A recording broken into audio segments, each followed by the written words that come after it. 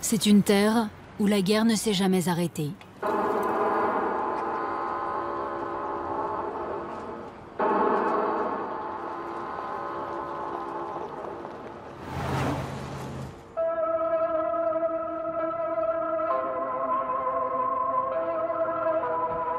Les haut-parleurs, au nord, sonnent le réveil, chaque matin à 6 heures précises, avec la même mélodie tirée d'un opéra révolutionnaire. L'histoire d'une jeune infirmière sur le front pendant la guerre, qui cherche son général, qui l'implore de lui montrer le chemin.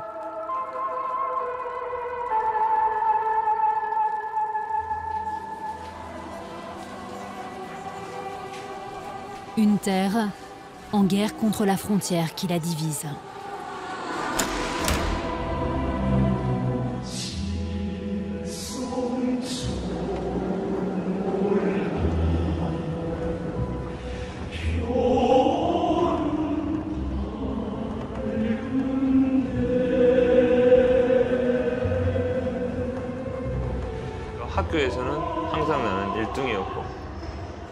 J'ai toujours été le premier de la classe.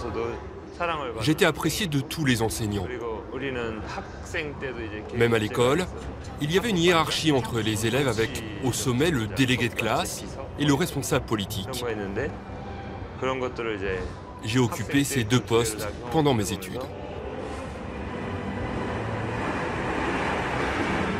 C'est comme ça que j'ai appris à donner des ordres et à gérer les gens.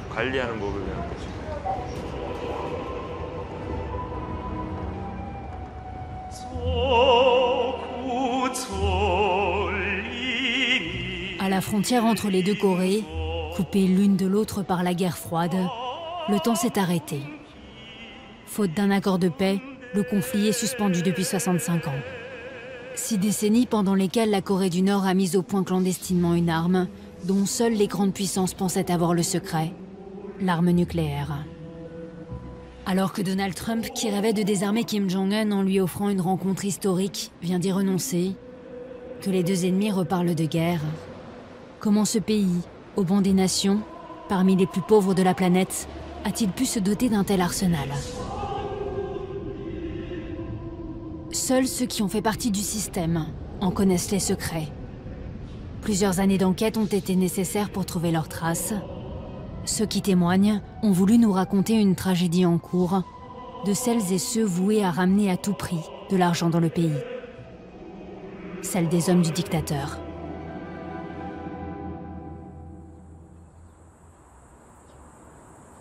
Séoul, à moins de 50 km de la frontière avec la Corée du Nord. La capitale sud-coréenne est devenue en 20 ans la 4e ville la plus riche au monde, après Tokyo, New York et Los Angeles.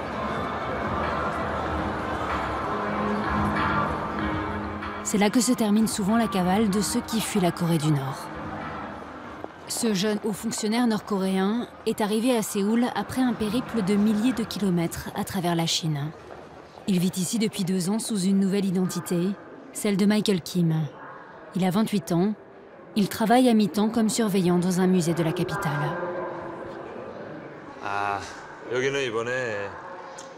C'est une exposition organisée par la mairie de Séoul d'un appartement témoin de la Corée du Nord, afin de montrer comment les habitants de Pyongyang vivent actuellement. Je suis ici pour aider à la compréhension, en tant que personne qui y a réellement habité.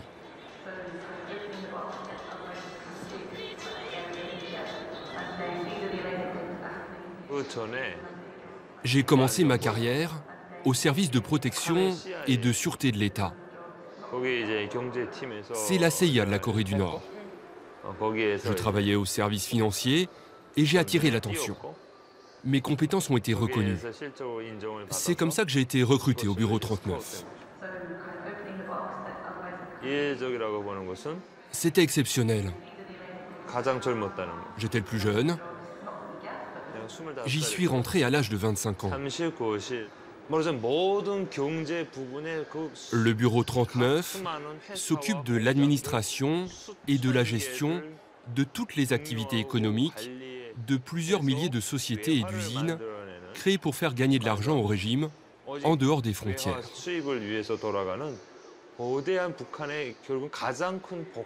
Le Bureau 39 rapporte à lui seul la moitié du produit intérieur brut de la Corée du Nord.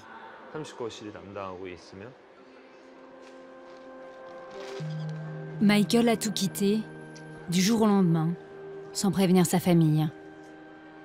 Il en savait trop pour pouvoir continuer à croire au régime. Il a pris la décision de nous rencontrer 3 semaines auparavant. Il espère, en témoignant un visage découvert, devenir trop visible pour pouvoir être liquidé dans l'ombre. Les témoignages d'hommes et de femmes ayant eu un rôle au sein de ce bureau 39, gardien de tous les secrets des finances de la Corée du Nord, sont extrêmement rares, car les défections sont rares. S'enfuir, c'est se mettre, mais aussi mettre sa famille, restée en Corée du Nord, en danger. Lee-mil, lui, était tout au bas de l'échelle. Un pion envoyé à l'autre bout du monde pour construire des immeubles dans le désert au Koweït. Pour moi, la question n'était pas de savoir si j'en avais envie ou pas. Le temps pressait. On espérait vite partir et avoir de quoi manger. Notre dirigeant, Kim Il-sung, est mort en juillet 1994 et dès l'année d'après, à partir de mai 1995, l'État n'a plus pu distribuer de rations aux citoyens ordinaires. Les gens ont commencé à paniquer. Et c'était la première fois que les rations de nourriture étaient coupées. Moi, j'avais une fille de 2 ans là-bas. Pour pouvoir partir, il faut être marié. Il faut aussi avoir un enfant. Et si vous n'avez pas d'enfant, on ne vous laisse pas partir. Je me suis dit, avec le salaire qu'on nous propose de 120 $ par mois, si je peux envoyer ça à Pyongyang, une famille de 4 ou 5 peut se nourrir pendant au moins 6 mois. Au bout de 2 mois sans salaire, on a demandé pourquoi on ne gagnait rien. Et on nous a répondu, nous n'avons pas reçu d'instruction du parti nous disant de vous donner votre salaire. Le parti en Corée du Nord, c'est Kim Jong-il, notre général en chef. Cette réponse nous condamnait au silence. Les centaines d'ouvriers ne pouvaient pas dire quoi que ce soit. Alors on a continué à travailler, même de nuit, à la lumière de nos lampes torches, en luttant contre le sommeil, travailler en prenant notre mal en patience. J'ai travaillé 5 mois comme ça, sans recevoir de salaire. Je me suis senti trahi.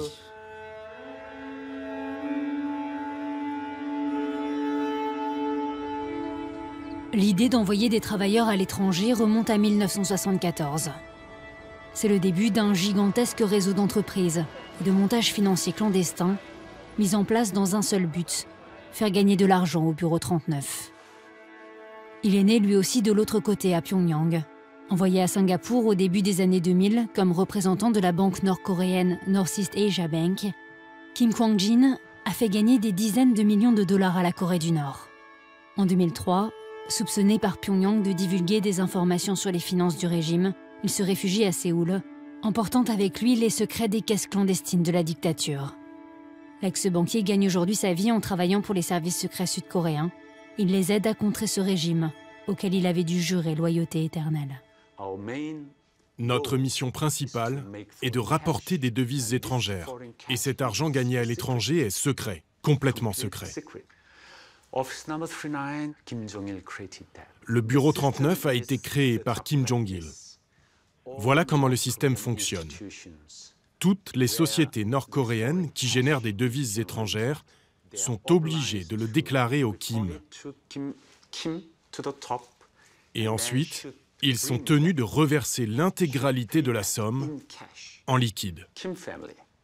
La famille Kim, Kim Jong-un aujourd'hui, et avant ça Kim Jong-il, récupère tout cet argent et ensuite le dépense en fonction de ses propres priorités. Il y a donc en réalité 2 économies, celle de la famille Kim et l'économie nationale, dirigée par le gouvernement central. L'économie aux mains de la famille Kim, je l'ai appelée le fonds de la cour royale. Il possède toutes les meilleures entreprises, celles qui génèrent le plus de profits, les meilleurs hôtels, les meilleurs magasins, ainsi que les restaurants, tout ce qui génère des devises étrangères.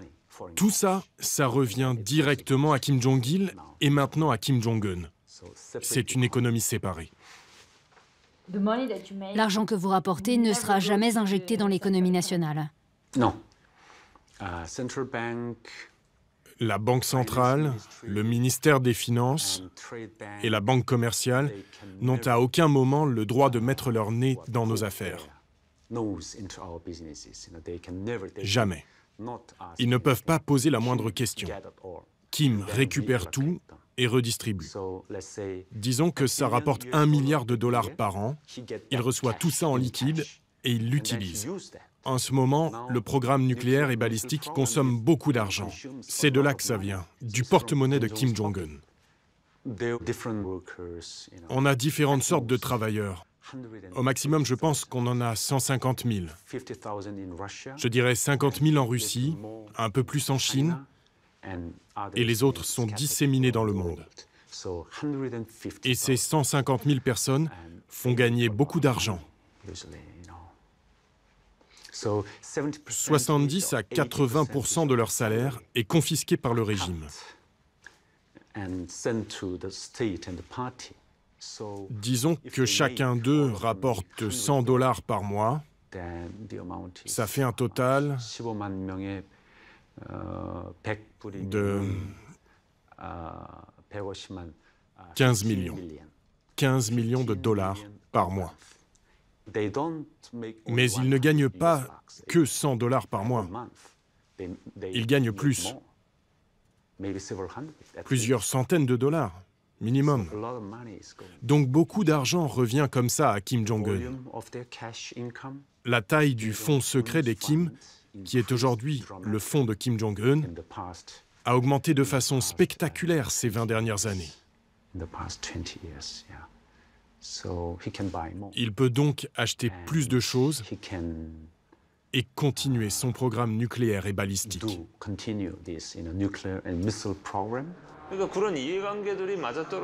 Ça se fait surtout avec des pays avec lesquels on partage une certaine compréhension, comme les pays de l'Europe de l'Est, les pays d'Asie du Sud-Est, l'Afrique. On a des travailleurs partout. En Pologne, en Ukraine, en Ouzbékistan, en Mongolie.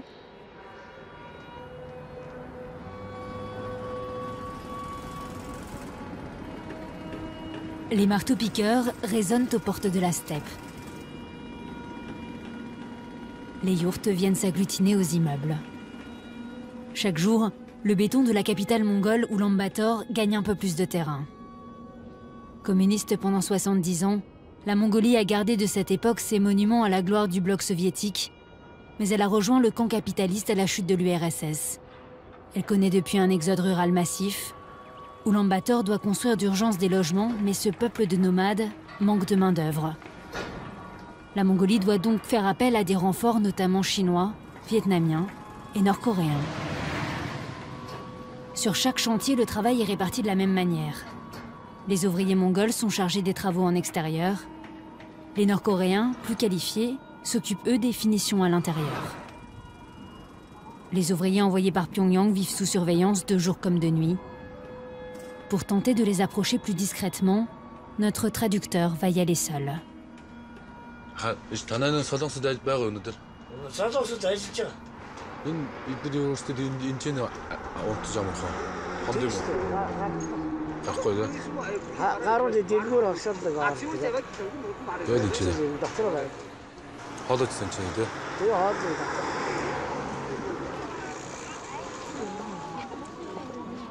La Corée du Nord veut empêcher à tout prix que ces travailleurs entrent en contact avec le monde extérieur et découvrent une autre réalité que celle de la propagande dans laquelle ils vivent depuis toujours. Ils n'ont que très rarement l'autorisation de sortir, toujours en groupe pour se surveiller les uns les autres. Mais nous allons repérer dans les allées du marché d'Oulan-Bator un ouvrier nord-coréen qui semble seul. 좀 얘기 좀 해도 되죠? 같이 이렇게 신발 보면서. 예. 괜찮죠? 그럼 뭐 언제 왔어요? 몽골에? 3년 됐어요. 3년? 오래됐네요. 언제 집에? 1인차 가요? 한 달이면 가요? 와, 그럼 돈 많이 벌겠네. 에이, 몽골 돈 없어요. 왜? 돈 안 줬어요? 많이 못 받았어요. 많이 못 받았다고요. 일하고도 못 받았어요. 그럼 나쁜 놈들이네. 나쁜 놈들 많아요. 그래? 네. 저 한국에 가족도 있어요? 저 자식들 몇 명? 난 자식은 한 사람 이거 처가 지금 임신한 상태에서 나왔어요. 아, 자식도 못 봤어요. 그럼 지금 한 3살? 3살 됐죠. 아, 남자 여자? 남자라고 편지 왔어요. 가서 자식당 봐야 돼요. Les contrats des travailleurs durent en général 3 ans, pendant lesquels ils n'ont pas la possibilité de rentrer chez eux. Peu profitent d'être à l'étranger pour s'échapper, parce que leur famille est en Corée du Nord. Ils savent que sinon ils ne la reverront jamais.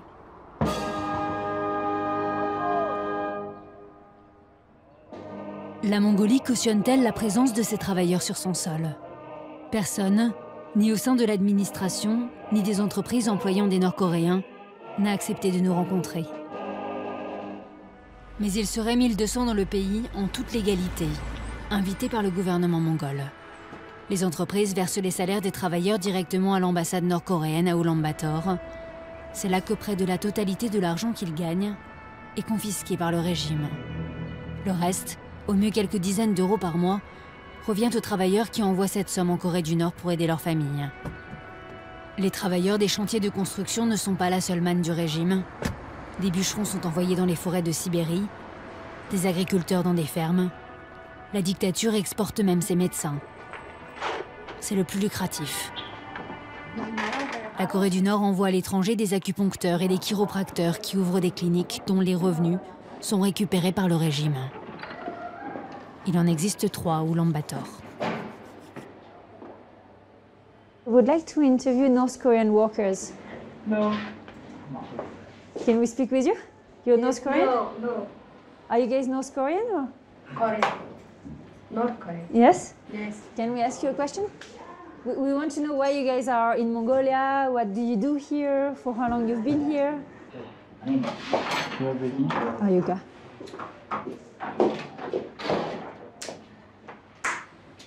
Чингээс ямар нэг юм ил эмчнэр бол тийм ярих хэрэг байхгүй юу? Ардсан солонгосын эмчнэр учраас тийм ярихгүй.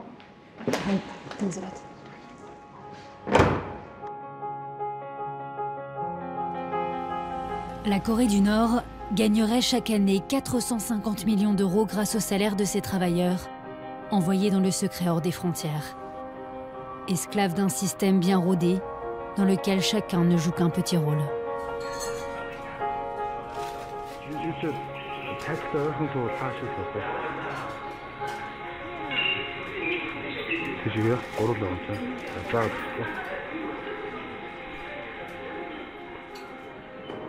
Elles doivent sourire, chanter et danser pour aider leur pays. Il existe 130 restaurants nord-coréens dans le monde, 3 à Ulaanbaatar. Le modèle est à chaque fois le même. Les serveuses vivent et dorment dans le restaurant, sous surveillance permanente, avec l'interdiction de sortir. Les jeunes femmes sont aussi vendeuses, d'alcool, de cigarettes, d'artisanat. Toutes les recettes termineront dans la caisse secrète du régime.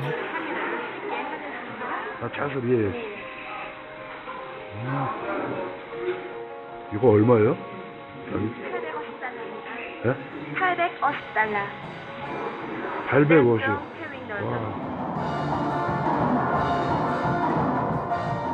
Chaque soir, elles dansent devant les clients pour s'acquitter de leur mission.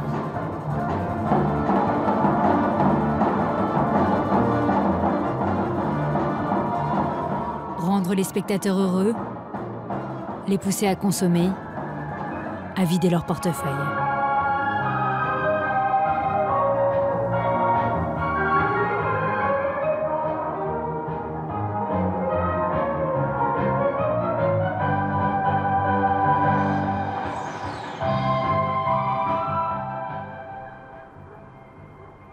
Ce financement secret, il ne doit pas en exister de traces écrites. Les documents pouvant servir de preuve, les reçus, les transactions bancaires, sont systématiquement détruits sur ordre des Kim.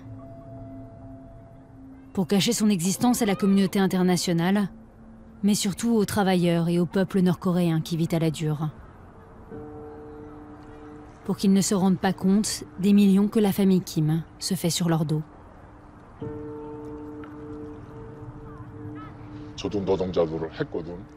Moi aussi, j'ai été ouvrier.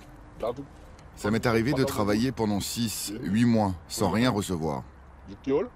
J'avais tellement trimé, je me suis dit qu'il fallait que je me serve à mon tour. Cet homme a vécu des années en Sibérie. Avant de s'enfuir, il était arrivé au poste de manager. Il a accepté de briser le silence dans lequel il s'était muré depuis des années de honte, dans l'espoir que son témoignage puisse aider ses anciens compagnons de labeur, toujours prisonniers du système. Les personnes qui sont au-dessus des travailleurs piquent énormément dans leur salaire. Disons que nos chefs décrochent un contrat de 10 millions. On nous dit qu'il est de 7 millions à nous les managers. Et nous, on va aller dire au contremaître qu'on l'a eu à 5 millions, en baissant encore. Même en ayant fait ça, on arrive à verser la part qu'on doit envoyer au régime. L'autre combine, c'est que s'il a été négocié que 50 personnes fassent le travail, on s'arrange pour ne faire travailler que 20 personnes et on fait travailler le reste ailleurs. C'est comme ça qu'on peut garder pour nous une énorme somme d'argent. Les bons mois, vous réussissez à gagner combien? Quelque chose comme 20 000 $? En un mois? Oui. Savez-vous combien le bureau 39 gagne par an et quelle part va au développement des missiles? Personne ne connaît précisément la réponse à cette question. Et puis c'est le plus grand des secrets. Ceux qui travaillent au bureau 39, qu'il s'agisse du montant de la production des travailleurs du bureau, du coût de la main-d'œuvre, ou de quelque chiffre que ce soit, ils ne peuvent rien dire. S'ils en parlent... La détermination du régime à avoir à tout prix la bombe atomique remonte à 1953 pendant la guerre de Corée, parce que l'Amérique avait à l'époque brandi la menace nucléaire pour anéantir la Corée du Nord. Depuis son arrivée au pouvoir en 2011, Kim Jong-un a procédé à plus de 85 tirs de missiles et 4 essais nucléaires, 2 fois plus que son père et son grand-père réunis. À chaque essai, c'est vers la mer du Japon et l'océan Pacifique qui les sépare des États-Unis qu'il pointe ses missiles pour mettre la Californie à portée de tête nucléaire, pour que la peur change de camp, pour que jamais plus l'Amérique n'ose les attaquer. Siegfried Ecker est professeur à l'université de Stanford. Ce physicien nucléaire américain est l'un des seuls à être entré dans le complexe nucléaire de Yongbyon, qui emploie plus de 2000 travailleurs à 100 km au nord de Pyongyang. Il s'est rendu à 7 reprises en Corée du Nord, invité par le régime qui voulait que sa menace soit prise au sérieux. Je suis allé pour la première fois en Corée du Nord en 2004. Les Nord-Coréens avaient décidé de nous montrer leurs installations nucléaires de Yongbyon, et voilà ce qu'on a vu. Ensuite, nous sommes allés dans une salle de réunion avec le directeur Ri Yong-sop, et il nous a dit « Est-ce que vous voudriez voir notre produit ?» J'ai dit « Vous voulez dire le plutonium ?» Et il a dit « Eh bien, oui !» Il est allé faire un signe dans le couloir, il s'y était très clairement préparé, et ils sont entrés avec une boîte métallique rouge d'à peu près cette taille. Ils l'ont ouverte, ça ressemblait à du plutonium, mais je n'avais aucun instrument de mesure avec moi. Je n'avais que mes yeux et mes mains. Quand vous tenez du plutonium dans vos mains, c'est très dense, presque 2 fois la densité du plomb. Donc ça devait être lourd, et deuxièmement, le plutonium est radioactif. Donc il doit être chaud. J'ai pris le plutonium dans ma main. Il était à la fois lourd et légèrement chaud. On n'est sûr de rien, mais disons qu'à l'heure qu'il est, ils ont probablement de quoi faire entre 25 et 30 bombes. Et puis il se trouve que la Corée du Nord a assez d'uranium dans son sol pour fabriquer autant de bombes qu'ils le souhaitent. Ils n'ont pas à se le procurer ailleurs. Et le sort a voulu que la Corée du Sud n'ait pas d'uranium. Tout est au nord.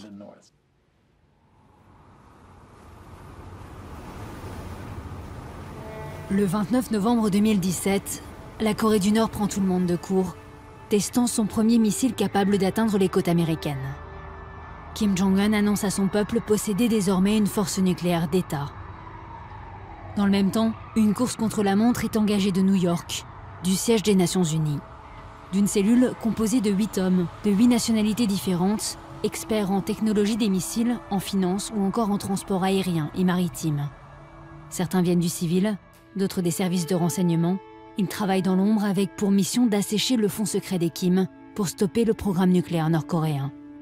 Pour leur sécurité, il n'existe pas de photo de ce panel d'experts. Seul Hugh Griffiths, qui le dirige depuis 2014, a accepté que nous montrions son visage. Les débris de l'une de leurs fusées, qui utilisent la même technologie que leurs missiles balistiques, ont été récupérés par la marine sud-coréenne qui avait des bateaux assez proches pour repêcher l'engin juste après qu'il s'est abîmé en mer. Et ils ont invité le panel d'experts pour examiner ces débris. Lors de l'inspection, on note les numéros de série, on prend des photos, et dans de nombreux cas, on est capable de retracer l'origine de ces composants, comment, où et à qui ils ont été achetés.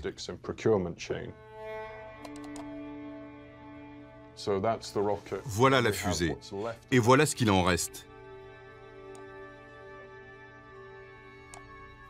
Ça, c'est un des propulseurs. Vous voyez, ils sont assemblés ici tout autour.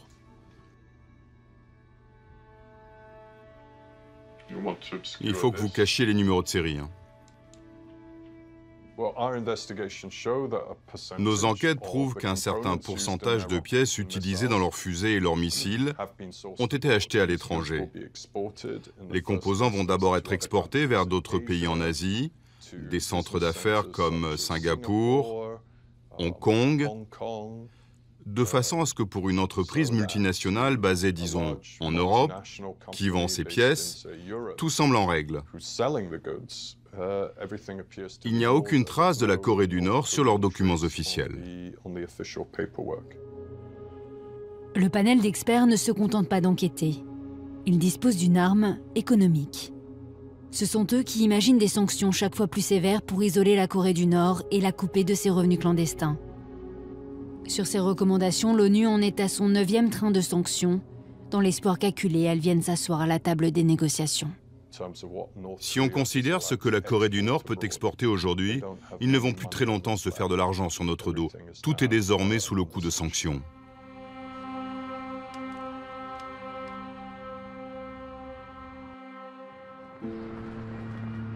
Nous attendions l'autorisation officielle de nous rendre en Corée du Nord depuis 5 mois. Elle va arriver fin mars avec le réchauffement des températures. Les diplomates nord-coréens ne voulaient pas que nous filmions en hiver, de peur que des coupures de courant n'émaillent le voyage. Nous avons obtenu la permission d'entrer en Corée du Nord en train, depuis la Chine et la ville frontalière de Dandong. Nous entrons dans ce pays hors du temps, hors du monde, depuis 1953.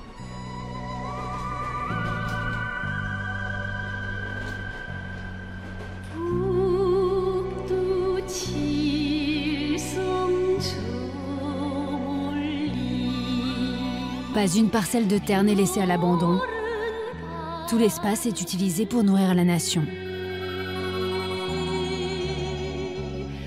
Le train nous laisse entreapercevoir pendant 7 heures des campagnes où restent rois, la faucille et la force des bras. La région que nous traversons concentre la plupart des installations nucléaires. Les rails passent à proximité de 3 mines d'uranium, de plusieurs complexes souterrains et du centre de recherche nucléaire de Yongbyon, construit avec l'aide de l'URSS dès 1965, le cœur du programme.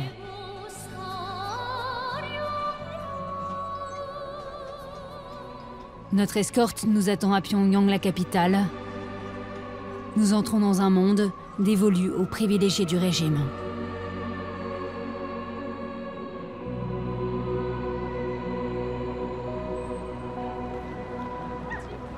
Ces rues, ces avenues, sont réservées à 3 millions d'habitants. 10% de la population choisie parmi les plus fidèles. Il faut un laissez-passer pour entrer dans la ville. La mission des 2 guides qui nous encadrent du matin au soir est de nous montrer qu'en dépit des sanctions des Nations Unies, Pyongyang n'est plus la capitale figée d'un pays à l'économie moribonde dont la population souffre. Et ce grâce aux nouveaux héros de la nation, les scientifiques. Cet architecte a étudié 8 ans en France. Il a passé 1 an en Franche-Comté où il a appris le français avant de poursuivre ses études à l'École nationale d'architecture de Paris-Belleville. Il est rentré en Corée du Nord en 2010 et est aujourd'hui l'un des meilleurs architectes de la capitale, chargé de construire des gratte-ciel pour cette nouvelle élite. Ici, ça a été construit au moins de 8 mois, même pas un an. Et voilà, c'était une période très difficile économiquement pour les Coréens, mais voilà, ils ont construit complètement. On veut montrer qu'on peut vivre et on peut se développer et on peut tout faire nous-mêmes. Voilà, donc c'est très important le développement de science. En fait, la science, c'est vraiment le domaine le plus important pour le développement nous-mêmes, en fait. Ici, les habitants, ils ont tous des gens qui s'occupent dans un métier, en fait, sciences et technologie, et les enseignants. 아이고. 몇 살입니까? 내가 달 7달입니다. Voilà, vous voyez ces images. Ça résume tout, en fait. C'est notre chef leader qui attribue directement. Comme ça. C'est un grand... Enfin, c'est considéré comme une grande gloire pour les Coréens, ce genre de moment. Quand on a emménagé ici, j'étais tellement heureuse que je n'arrêtais pas de pleurer en pensant à son amour. Le maréchal porte beaucoup d'attention aux scientifiques et ils lui rendent en travaillant dur. Cela fait 30 ans que mon mari est scientifique. 30 ans!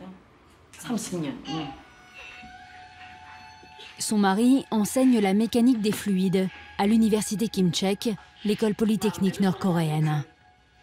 L'appartement qui leur a été alloué fait 200 mètres carrés. Les meubles sont aussi offerts par le régime. Tous, à Pyongyang, ne sont pas logés dans ces tours modernes. Mais cette famille n'est pas non plus une exception. Kim Jong-un inaugure un nouveau quartier par an depuis qu'il dirige le pays. Une 50aine de nouveaux immeubles, tous sortis de terre en quelques mois, et offerts aux scientifiques et à diverses familles méritantes aux yeux du régime. L'une de ces tours abrite l'un des bureaux d'études des architectes de Kim Jong-un.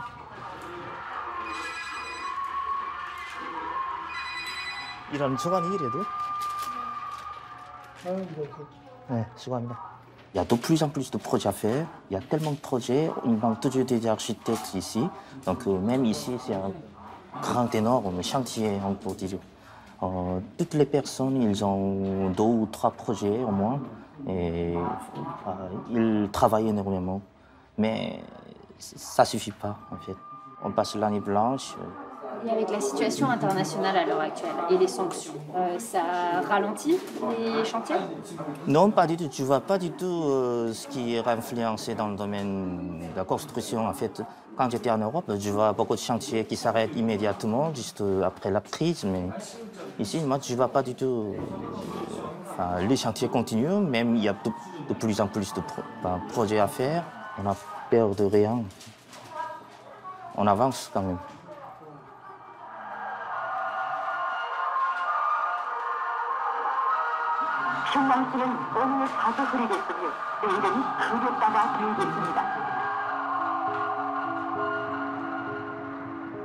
Comment la Corée du Nord finance-t-elle ces nouvelles constructions? Est-elle hermétique aux sanctions? Dans les rues, les tenues monochromes du socialisme ont pris des couleurs en 3 ans. L'ambiance est presque décontractée. Le régime tient toujours sa population d'une main de fer. Le moindre geste, la moindre parole critique peut mener dans l'un des multiples camps de prisonniers politiques que compte toujours le pays. Mais une nouvelle orientation se dessine depuis que Kim Jong-un est au pouvoir. Il a donné ordre de développer l'économie à la même vitesse que le nucléaire.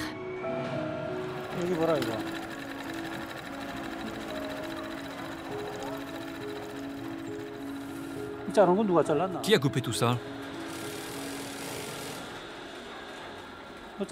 Regarde pour couper là. Là en bas, il faut couper droit. Regarde, ce n'est pas droit.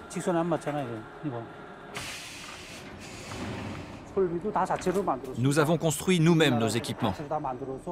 Et grâce à ces machines de production coréennes, nous avons pu automatiser certaines lignes d'assemblage et réduire la consommation d'électricité pour augmenter jusqu'à doubler notre capacité de production. Les scientifiques de l'Académie des sciences et les chercheurs de l'université Kim Il-sung, tous ont coopéré pour fabriquer nos équipements. D'où viennent les matériaux pour fabriquer les chaussures? Aujourd'hui, à cause des manœuvres de nos ennemis, nous n'avons pas de matériaux d'importation. Nous créons donc nos matériaux nous-mêmes, en étudiant chaque composant à notre disposition pour produire nos chaussures.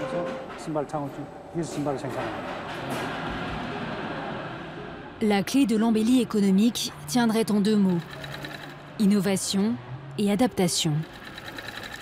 Pour tenir, pour prouver au monde que le pays n'a besoin de personne. Nous avons des panneaux solaires qui couvrent la quasi-totalité des toits de l'usine, vous voyez. Ils peuvent produire jusqu'à 400 kW d'électricité. Notre usine peut fonctionner avec une puissance de 300 kW seulement. Ce qui veut dire qu'avec la seule électricité de nos panneaux solaires, nous pouvons faire tourner nos usines même dans un contexte de sanctions et de fermeture, sans aucun souci. Dans chaque secteur de l'industrie, Kim Jong-un a fait construire une usine modèle, comme cette usine de chaussures. Toutes ont une salle de contrôle informatisée, en lien direct avec les universités et les centres de recherche de la capitale. Ces usines devraient être ensuite répliquées dans le reste du pays.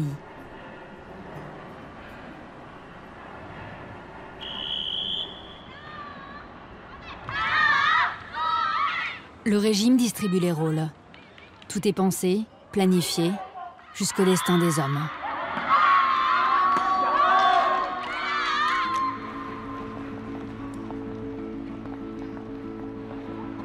Les jeunes Nord-Coréens voient leur vie se dessiner dès l'école primaire, en fonction de leurs aptitudes, de leurs origines familiales et des besoins du parti.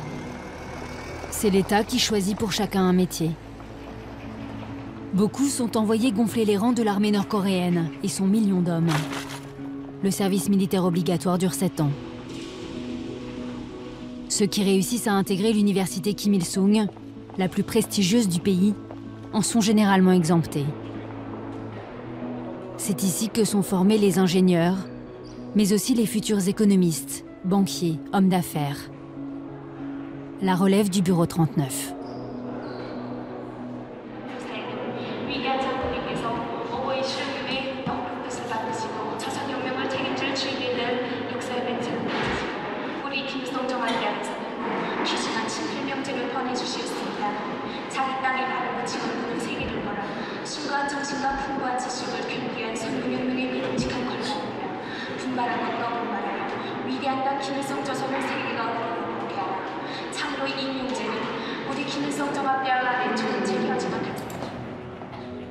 Nos demandes pour rencontrer des officiels en charge du programme nucléaire et de la politique sont toutes restées sans réponse. Mais nous avons obtenu, juste avant de quitter la Corée du Nord, une entrevue à l'Académie des sciences sociales de Pyongyang, avec l'un des principaux économistes du régime, le professeur Ri Ki-song. Notre industrie de la défense est déjà bien développée.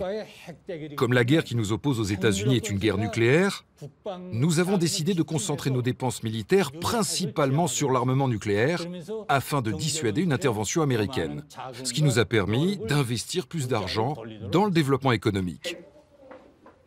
La Corée du Nord n'aurait-elle pas intérêt à abandonner le développement des armes nucléaires et à ce que les sanctions des Nations Unies soient levées? C'est un enjeu qui nécessite une compréhension profonde de l'histoire. Les États-Unis nous ont déclaré la guerre le 28 juin 1950. 3 jours après, en passant une loi sur le contrôle des exportations, ils ont bloqué toutes les exportations en provenance de Corée du Nord.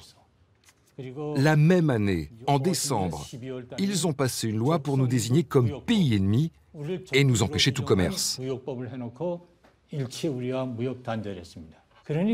Cela veut dire que même à l'époque où nous n'avions pas d'armes nucléaires, les États-Unis n'avaient de cesse que de nous suffoquer économiquement. Il n'y a qu'en étant supérieurs aux Américains avec nos armes nucléaires que nous pouvons assurer un développement économique. Maintenant qu'ils ne peuvent plus nous menacer, même avec leurs armes, nous sommes enfin en mesure de procéder au développement économique sans inquiétude. Qu'est-ce que vous en pensez?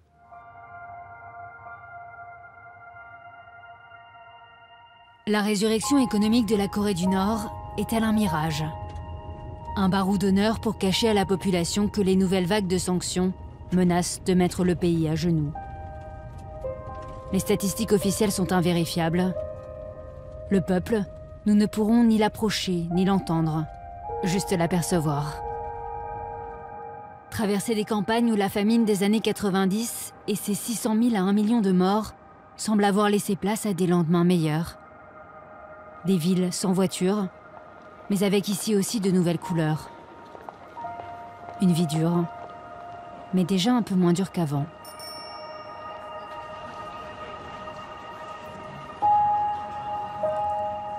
De son enfance passée en partie sous une fausse identité en Suisse, Kim Jong-un a-t-il ramené des rêves de modernisation et d'ouverture? Fort de sa bombe nucléaire qui le protège hors des frontières, le jeune dictateur assoit son emprise dans le pays. Là où ses ancêtres érigeaient statues et palaces, lui se veut bâtisseur de patinoires, de bowling, de piscines, de musées d'histoire naturelle, de parcs d'attractions. Plus seulement pour les élites. La culture, le progrès scientifique et économique, opium d'un peuple qui a encore du mal à y croire, pour que cette troisième génération de dictature dure. Signe des temps ce soir, les couleurs de la Corée du Nord brillent pour la première fois dans la nuit désormais illuminée de Pyongyang et ses nouvelles tours. La Corée du Nord reçoit-elle de l'aide? La Russie et surtout la Chine sont régulièrement accusées de jouer un double jeu, de voter les sanctions des Nations Unies sans pour autant que le commerce ne cesse, parce qu'ils n'ont ni l'un ni l'autre intérêt à un effondrement du régime de Kim Jong-un. Le fonds secret de la Corée du Nord continue d'être alimenté grâce à une multitude de combines ingénieuses, jusque dans les endroits où on s'y attendrait le moins. Berlin, au cœur de l'Europe. Les autorités allemandes tentent depuis 2016 de faire fermer cette auberge de jeunesse, installée dans l'enceinte de l'ambassade de Corée du Nord. Depuis 2008, le loyer, 38 000 €, était versé chaque mois dans la caisse des Kim. L'Allemagne a fait annuler le bail, mais les propriétaires du City Hostel refusent de quitter les lieux.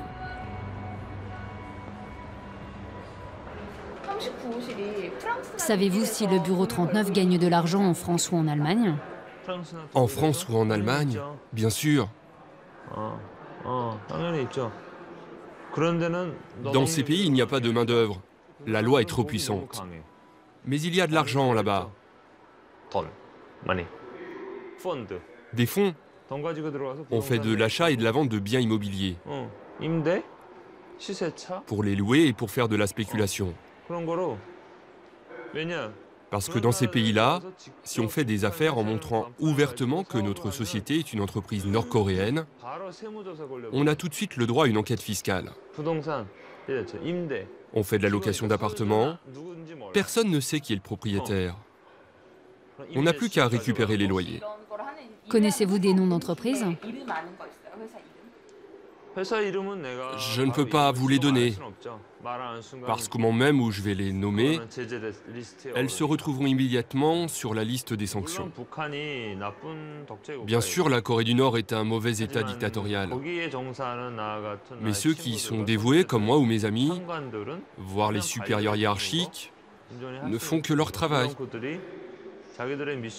Peut-être que ce qu'ils font pour mener à bien leur mission est mauvais, mais ça ne veut pas dire qu'il n'existe pas de code éthique entre nous. Gagnez-vous de l'argent aux États-Unis? Je n'ai pas vu de cas aux États-Unis. En revanche, on fait tout pour leur dérober de l'argent, oui. Pour ça, nous avons une technique, le piratage informatique, avec des logiciels de rançon, par exemple. La Corée du Nord va pirater les infrastructures industrielles ou informatiques des États-Unis. Nous n'avons pas les moyens d'analyser ces données, ni de les utiliser. On fait juste du piratage. Mais en échange de la promesse de ne pas partager ces données, on demande de l'argent. La Corée du Nord est une preneuse d'otages de données informatiques.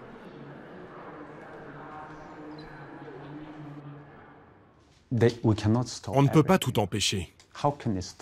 Comment pouvez-vous stopper tous les Nord-Coréens? Il suffit d'une petite banque, dans un coin reculé de Chine. Si j'y ai un compte, je peux presque tout faire, n'est-ce pas? Je peux envoyer de l'argent partout dans le monde. Combien sont-ils ces hommes de l'ombre?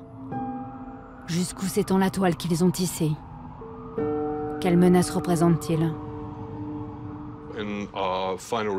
Dans notre dernier rapport au Conseil de sécurité, nous avons apporté les preuves que des armes nord-coréennes et des programmes d'entraînement militaire clandestins étaient présents dans une douzaine de pays d'Afrique et du Moyen-Orient. Au Mozambique, un des contrats que nous avons vus valait 6 millions de dollars. En Tanzanie, le contrat était d'un montant similaire en euros. Un peu plus, si je me souviens bien, peut-être 12 millions. Ils font ça uniquement pour l'argent. Le problème avec les missiles balistiques, c'est que cette technologie n'a pas été fournie à tous les pays qui la voulaient. Donc les Nord-Coréens ont comblé ce vide. Cette prolifération est très alarmante. Il y a eu notamment une installation nucléaire en Syrie qui a été mise sur pied avec l'aide des Nord-Coréens. Et ce genre d'opération est très préoccupante. Les Nord-Coréens ont aussi d'immenses stocks d'armes chimiques. Le destin de la Corée devait se jouer le 12 juin à Singapour. Ils s'enlisent dans l'incertitude et la surenchère nucléaire depuis l'annulation de la rencontre entre Donald Trump et Kim Jong-un. 20 années se sont écoulées depuis que Lee Mil a fui le désert koweïtien où il construisait des immeubles. Il est à nouveau père de famille. Il a 2 fils à Séoul qui savent qu'ils ont une grande sœur quelque part de l'autre côté de la frontière. Faut pas que tu rajoutes un peu d'huile? Non, sinon ça risque d'éclabousser partout.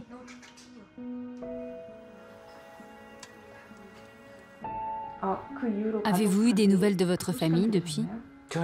Rien du tout. Je n'en ai pas eu. Je me dis, qu'est-ce qui a fait de moi une personne pareille? Si ce régime était normal, je ne serais jamais parti. Ce système erroné a façonné le choix terrible que j'ai fait. Pour ne jamais oublier leur famille et leur peuple qu'ils ont laissé derrière eux, les réfugiés se retrouvent une fois par mois dans une paroisse de Séoul. Orphelins de celui qui leur avait été imposé comme guide, beaucoup se tournent vers Dieu pour donner un sens à leur vie.